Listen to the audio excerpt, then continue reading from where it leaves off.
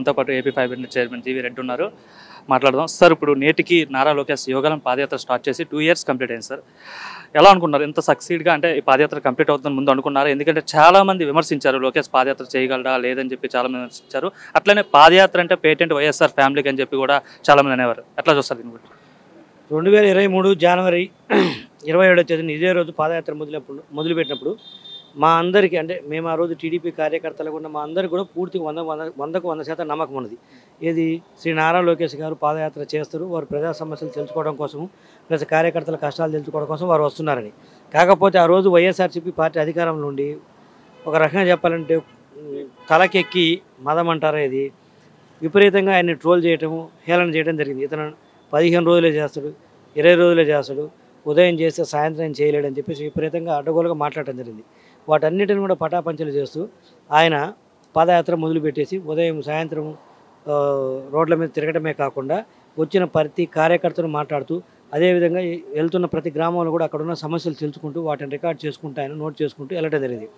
తర్వాత వాళ్ళకు 1 నెలకు 2 నెలల తర్వాత అర్థమైపోయింది, ఇతను ఆపే టైప్ కాదు, పాదయాత్ర పూర్తి చేస్తాడని తెలిసి ఇక ఆ రోజు నుంచి మనందరికీ కూడా ఆన్ రికార్డ్ అన్నీ మనకున్న అందరికీ తెలుసు. ఏంటి, అడుగడుగున కూడా అతనికి సమస్యలు సృష్టిస్తూ, లేకపోతే తనను కలవడానికి వచ్చిన వాళ్ళ మీద కేసులు పెడుతూ, యువగలం కార్యకర్తలు ఎవరైతే ఉన్నారో, యువగలం టీం ఉన్నారు కదా వాలంటీర్స్, వాళ్ళందరి మీద కూడా కేసులు పెడుతూ, కొత్త వాళ్ళని రానియకుండా ఉన్న వాళ్ళ మీద కేసులు పెట్టి వాళ్ళందరినీ తీసుకెళ్ళిపోయి చేస్తున్నారు. అయినప్పటికీ కూడా ఆకుండా పోతుంటే తర్వాత మనందరికీ తెలుసు, మళ్ళీ జీవో నెంబర్ 1 అని తీసుకొచ్చారు. జీవో నెంబర్ 1 తీసుకొచ్చేసి పూర్తిగా పాదయాత్రను ఆపాలని ట్రై చేశారు. ఏంటి జీవో నెంబర్ 1? రోడ్డు పైన నడవకూడదు, నలుగురు 5 మంది కంటే ఎక్కువ ఉండకూడదు, టపాసులు కాల్చకూడదు, మైకులో మాట్లాడకూడదు, ఇలాంటి చెత్త కండిషన్స్ అన్నీ కూడా ఒక 16 దాకా పెట్టేసి ఆ రోజు జీవో నెంబర్ 1 తీసుకొచ్చేసి ఇబ్బంది పెట్టాలని చూశారు. అయినా కూడా లెక్క చేయకుండా లోకేష్ గారు, అంటే ఆ జీవోని లెక్క చేయకుండా కాదు, వాళ్ళు పెట్టిన కండిషన్స్ని అనుసరిస్తూనే చేసినప్పుడు కూడా జనాలు విపరీతమైన ఇంకా ఆదరణ పెరిగింది. ఆ తర్వాత ఆనరబుల్ హైకోర్టే కొట్టేయడం జరిగింది ఆ జీవోని కూడా. సో ఈ నేపథ్యంలో ఏదైతే వాళ్ళు ఇతను చేయలేడు అనుకున్న దాన్ని బ్రహ్మాండంగా చేశారు. అయినప్పటికీ కూడా ఇంకా ఆ జీవో నెంబర్ 1 కూడా లెక్క చేయకుండా ముందుకెళ్తుంటే తర్వాత మళ్ళీ వారి తండ్రిని శ్రీ నారా చంద్రబాబు నాయుడు గారిని అరెస్ట్ చేసి తద్వారా లోకేష్ గారిని ఏమైనా భయపెట్టి మళ్ళీ పాదయాత్ర ఆపాలని చూశాడు. అయినప్పటికీ కూడా తగ్గకుండా మళ్ళీ కూడా వాళ్ళు కొంత విరామం తీసుకుని ఆ కేసుల నేపథ్యంలో మళ్ళీ పాదయాత్ర చేయడం జరిగింది, సక్సెస్ఫుల్గా పూర్తి చేయడం జరిగింది. అంటే మరోవైపు ఏదైతే దావోస్ పర్యటన జరిగిందో ఆ పర్యటన కోసం మాజీ మంత్రి రోజా మాట్లాడుతూ, దావోస్ దారికొచ్చులకు ఎంతైతే ఖర్చు అయిందో అంత ఎంఓయూలు కూడా రాలేదు, జరగలేదని చెప్పి అయితే ఆమె మాట్లాడుతున్నారు. ఇప్పుడు రోజా గారు అనే వ్యక్తి ఈ రాష్ట్రంలో ఓనమాలు రావు, అంటే రాజకీయంగా 4 తెలిసేం కానీ మాట్లాడటం, వాళ్ళు చెప్తున్నారు కదా బయటకు వచ్చిన పార్టీ నుంచి, పార్టీ ఇచ్చిన స్క్రిప్ట్ మాట్లాడతారు. వ్యాపార పరంగా, ఇన్వెస్ట్మెంట్ పరంగా ఆవిడ కూడా మాట్లాడితే ఎలాగో, తనకు ఓనమాలు తెలియదు, తన టూరిజం మంత్రిగా ఉన్నది, ఏమని చేసిందే. సో ఈరోజు రాష్ట్రంలో పెట్టుబడులు దావోసు పర్యటనకు ముందే ఈరోజు మన గత 7 నెలల నుంచి కూడా ఏ స్థాయిలో లక్షల కోట్ల పెట్టుబడులు వచ్చినాయి మనం అన్నీ చూసినాం. కంపెనీ వైజ్కి కూడా వచ్చినవి, ఏ కంపెనీ ఎక్కడ పెడుతున్నాము, ఎన్ని ఉద్యోగాలు వస్తాయో కూడా క్లియర్ కట్గా చెప్తున్నాం. దావోసు పర్యటన ఏంటంటే ఇట్స్ ఏ ప్లాట్ఫామ్. ఒక ఆంధ్రప్రదేశ్ ఉంది, ఇక్కడ ఆంధ్రప్రదేశ్లో ఈ అవకాశాలు ఉన్నాయి అని చెప్పడానికి, అంతేగాని ఇలా వెళ్ళిన రోజు ఇలా తీసుకొచ్చేటట్టుగా తన ఉద్దేశం. వీళ్ళకి ఆ మాత్రం కూడా బేసిక్స్ తెలియకుండా మాట్లాడితే వాళ్ళకి మనం ఏం సమాధానం చెప్పాలి? అంటే మరోవైపు చంద్రబాబు విజన్ కోసం కూడా ఆమె మాట్లాడుతూ, చంద్రబాబు విజన్ విస్తరాకులు కట్ అని కూడా ఆమె మాట్లాడుతున్నారు. చెప్తున్నా కదా, వాళ్ళకంటూ ఏట మీద అవగాహన ఉండదు. తాడేపల్లి ఆఫీస్ నుంచి స్క్రిప్ట్ వస్తుంది, అది మాట్లాడతారు. ఇప్పుడు విజన్ అంటే ఇదే విధంగా ఇదే వైఎస్ఆర్సీపీ పార్టీ వాళ్ళు, అంటే నాడు కాంగ్రెస్లో ఉండి 2000లో చంద్రబాబు నాయుడు గారిని విజన్ 2020 అన్నప్పుడు ఇలానే మాట్లాడారు. ఈరోజు విజన్ 2020 కళ్ళ ముందు కనపడుతుంది కదా. ఈరోజు సైబరాబాద్ కావచ్చు, గచ్చిబౌలి కావచ్చు, మిగతా ప్రాంతాలు ఏ స్థాయిలో డెవలప్ అయింది. ఈరోజు విజన్ 2047 పెట్టుకున్నాడు, దాని వైపు అడుగులు పడుతున్నది.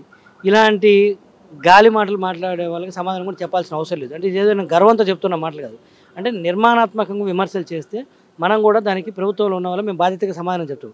ఇలా అడ్డగోలుగా మాట్లాడితే ఏముంది?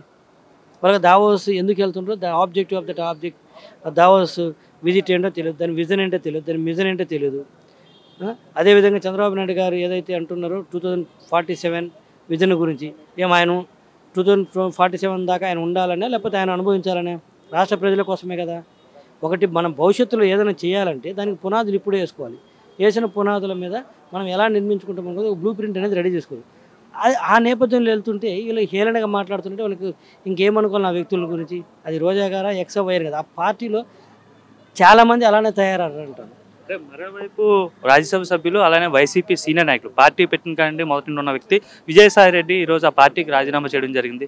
ఎలా ఎలా ఉండబోతుంది ఫ్యూచర్ వైసీపీ పార్టీ అంటే?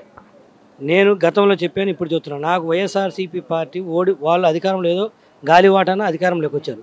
ఈరోజు ఓడిపోయిన తర్వాత చెట్టుకోకూడదు పుట్టకోకూడదు వెళ్ళిపోతుంది. దానికి కారణం ఏంటంటే జగన్మోహన్ రెడ్డి గారి నాయకత్వం మీద నమ్మకం లేకపోవడం. ఈరోజు అత్యంత ముఖ్యమైనటువంటి వ్యక్తి విజయసాయి రెడ్డి గారు పార్టీని వదిలిపెట్టారు. 100 కారణాలు ఉండొచ్చు, బట్ వదిలిపెట్టిన మాట వాస్తవం కదా, దట్స్ ఆల్. ఎందుకు వదిలిపెట్టాల్సి వచ్చింది? ఇంతకంటే సమస్యలు గతంలో లేవో వాళ్ళకి ఉన్నవి.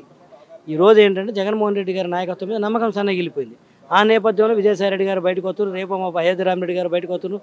గతంలో చాలామంది బయటకు వచ్చారు. పార్టీకి మనుగడ ఉందని నేను అనుకోవట్లేదు. ఇదేదో ఇది ఇక్కడ కూడా నేను అహంతో గర్వంతో చెప్తున్న మాట కాదు. జరుగుతున్న పరిణామాలని ఒక రాజకీయ నాయకుడిగా, ఒక పొలిటీషియన్ కంటే అంటే టీడీపీ అధికార ప్రతినిధో లేకపోతే టీడీపీ కార్యకర్త అనే దానికంటే కూడా ఒక రాజకీయ నాయకుడిగా ఉన్న అనుభవంతో జరుగుతున్న సంఘటనలు విశ్లేషించి చెప్తున్నది. మేము వాళ్ళు పోవాలి, నాశనం ఇవ్వాలి అని మేము కోరుకోవట్లేదు. వాళ్ళ మాదిరి జరుగుతున్న పరిణామాలను ఒక బేసిక్స్ తెలిసిన పొలిటీషియన్ ఎవరైనా సరే అనలైజ్ చేయగలరు. ఇదేదో అహంతో చదువుతున్నది కాదు.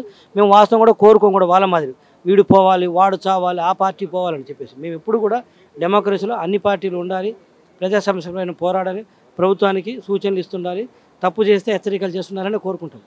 అంతేగాని అందరూ పోయిన తర్వాత మేము ఉండాలి, ఒక్కళ్ళు ఉండాలని కోరుకోం. కానీ ఆ పార్టీ పరిస్థితి అలా ఉంది. Thank you.